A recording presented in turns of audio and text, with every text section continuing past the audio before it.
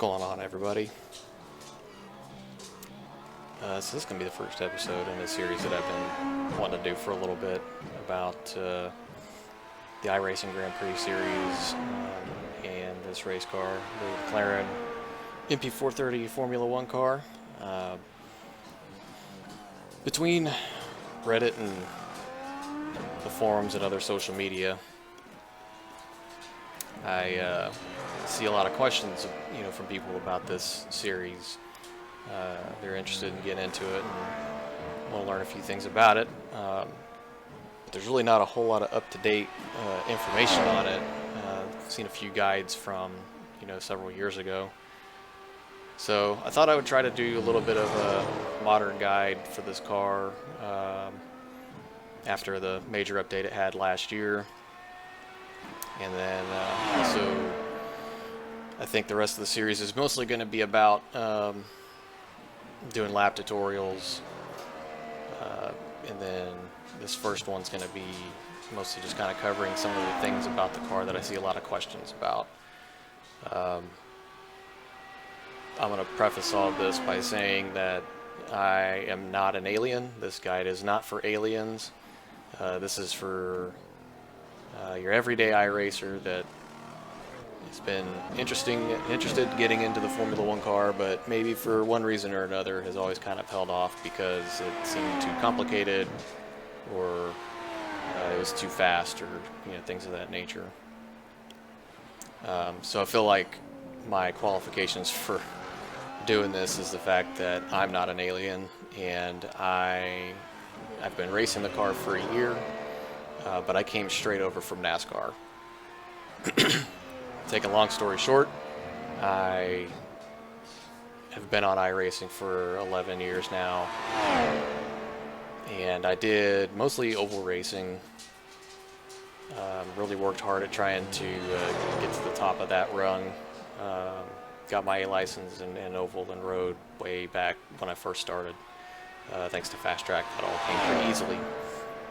But I never did road racing outside of like the odd special event here or there. I just kind of got a wild hair, I'd hop into an IMSA race or something. I never did really try this car out, or the previous Formula 1 cars that we have on the surface. I did a short league series once many years ago using the Williams, but other than that, I really kept my Formula 1 driving to the actual video games from another developer. So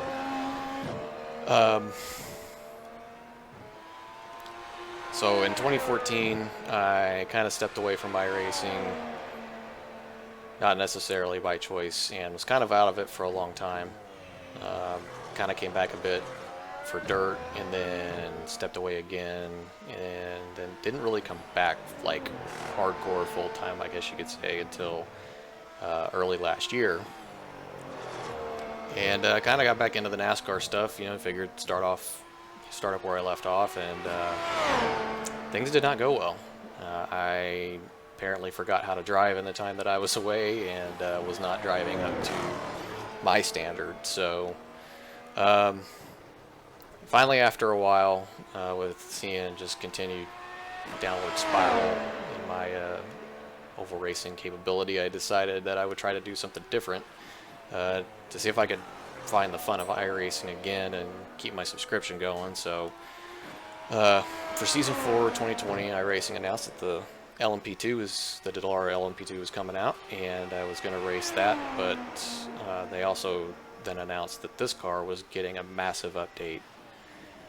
And since I was kind of in an F1 mood at that point, was starting to really get into F1 in real life, I thought, why not check it out and see what it's like. And so I spent all of week 13 after the update playing with this car and practicing and trying to get myself to a level that I felt like would be at the very least safe. And that was my entire intention the entire time. My road I rating was in the gutter. I was barely holding on to my A license, so I thought, why not? Worst thing that could happen is I could get better, and shockingly, even to myself, that is actually what happened. Like Like I said, didn't come into this series with any expectation of doing anything other than just having clean races and not be in anybody's way. And so far to this point, I've actually managed to rack up a few wins, and I've had some good runs in it, and I've had an absolute blast. So I kind of wanted to share that a bit, which is why I post those videos here on my YouTube channel. But now I also kind of want to give back a little bit and cover some of the basics in this first episode of the McLaren Formula One car. Like I said, stuff that people I see ask a lot of questions about. And then, alright, so the first thing I wanted to cover is going to be the tires. As of Season 4 of last year, the McLaren became one of the first cars that had multiple tire compounds.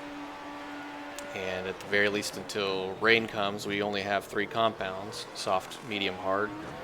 And they're determined by the banding that you see on each tire. This one is a soft tire because of the red banding. Mediums have yellow and the hards have white. Much like in real life, the soft tire is going to be the fastest tire, but it's also the one that wears out the quickest. The hard tire is the exact opposite. It's the slowest tire, but it also doesn't wear out very quickly. And then the medium tire is right in between them. Medium tire right now I believe is about a second off in terms of pace compared to the soft, while the hard is a second or so off of the mediums.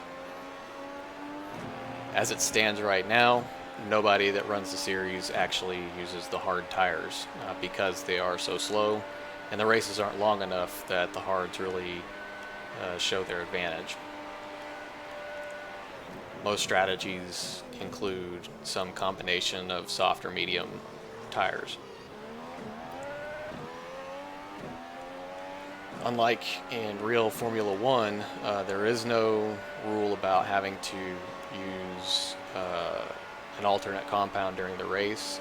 There's no mandated pit stops. So it's not uncommon to see strategies where people start on softs and then pit for another set of softs, or they'll run mediums all the way to the end, called a medium no stop.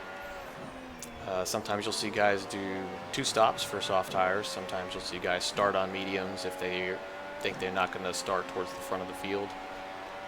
Start on mediums and then end the race on softs. It really just depends on the track, the setup, the driver, and the weather.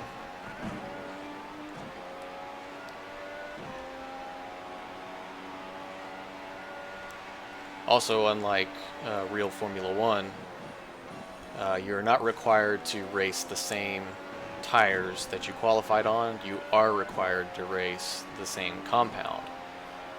So if you qualify on soft tires, you'll start the race on soft tires. However, they're not going to be the exact same ones for qualifying, so every time you start a race on your qualifying compound, you'll start with a fresh set of tires.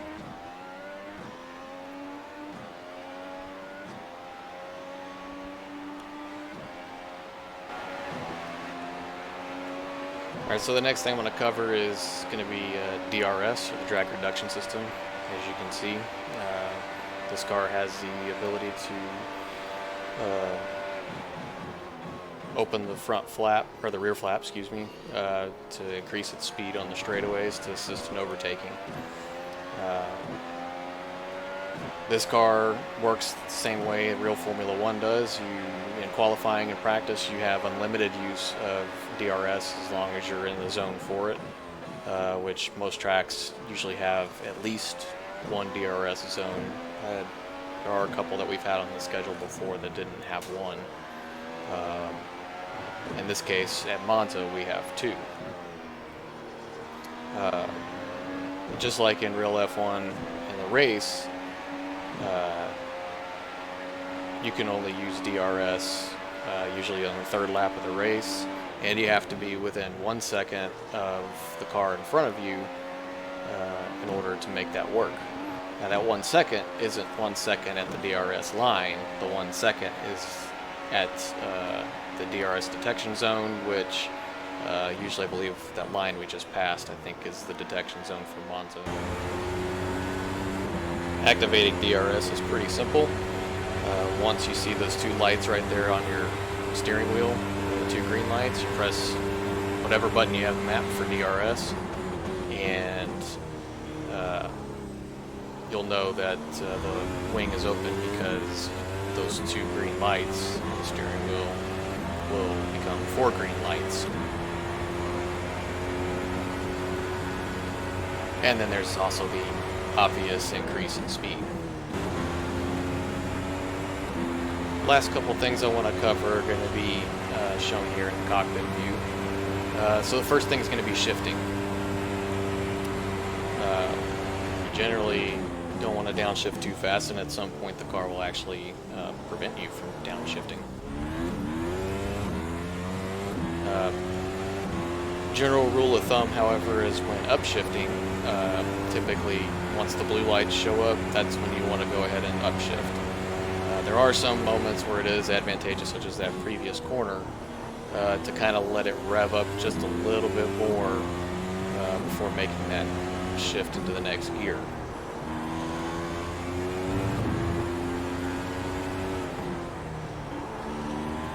And then probably the last thing I'm going to cover for today is going to be the ERS or ERS or energy recovery system. As of last season, or last year, excuse me, the ERS system on the McLaren was simplified from the way it was originally, where it was a little more lifelike. You had multiple modes to switch from, and then there was, I believe there's also an automatic mode. And for most people that didn't have, you know, hours and hours to try to figure out their boost maps and their how they're going to use that system, it was kind of convoluted. So iRacing somewhat simplified it a bit.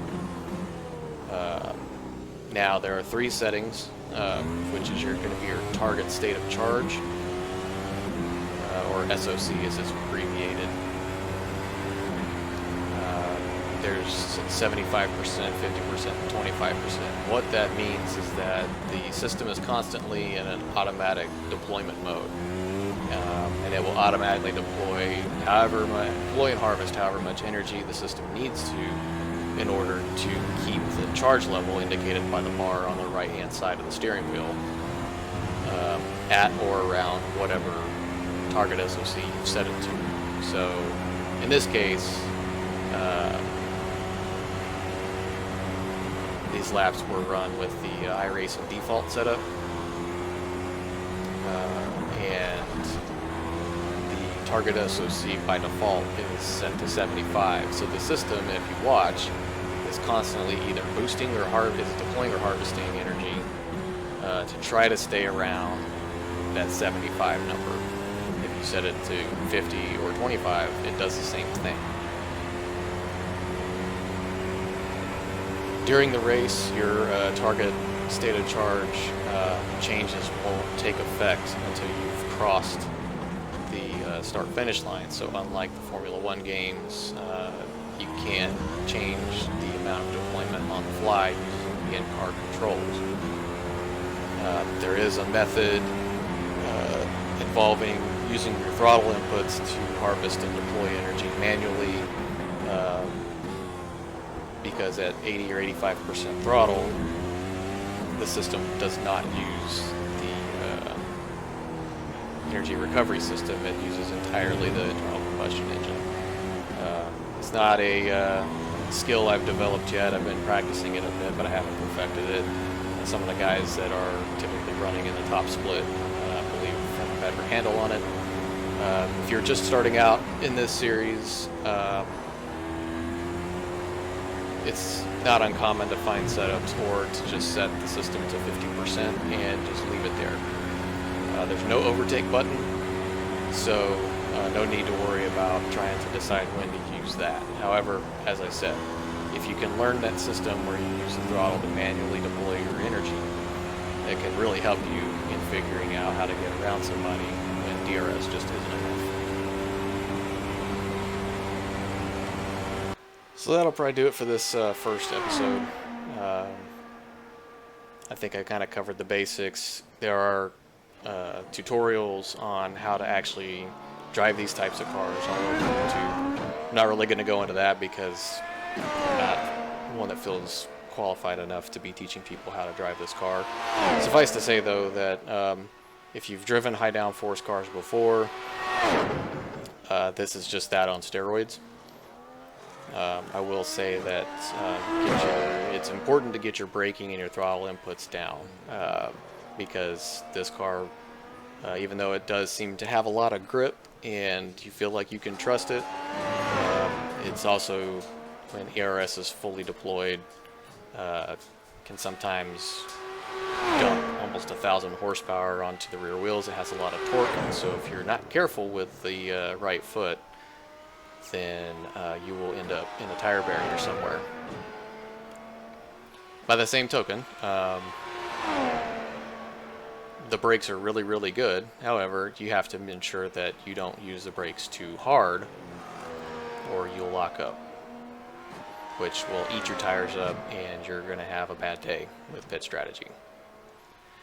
Anyway, I hope y'all enjoy this initial guide, and I hope y'all enjoy the future lap tutorials I put up throughout the week, each week of the season. As I said, not going to be any sort of alien stuff, but what I will be doing is using the iRacing set to make those laps, and hopefully help somebody that's trying to work their way into this series. So as I said, hope it helps somebody. Hope y'all enjoyed it, and I will catch y'all later.